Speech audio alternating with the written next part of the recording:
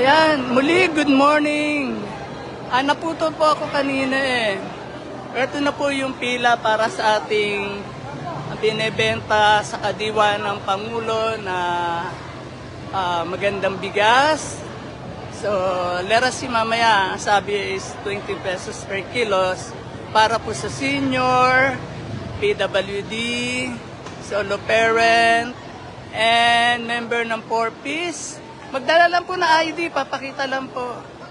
Ayan. Hindi ako makapasok kasi nawawalan po signal. Ayan, medyo mahaba po yung pila. Ayan, mahaba po ang pila. Morning po! Ayan sila.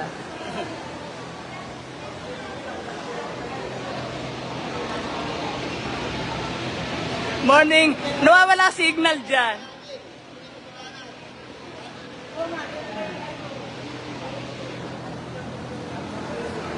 Ayan. Konting antay lang po, inaayos lang po Magkano rice natin?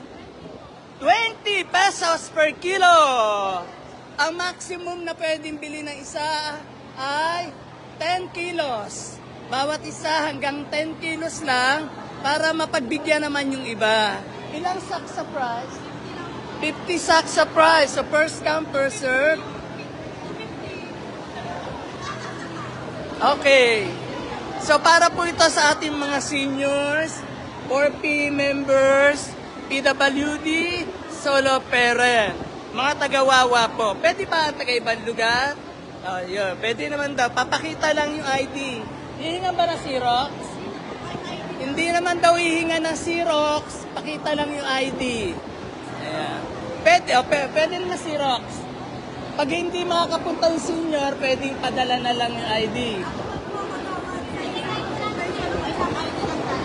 Isang tao, isang ID lang, ha? Ayan. Oh, nahulog na. Okay, ulitin ko, ha?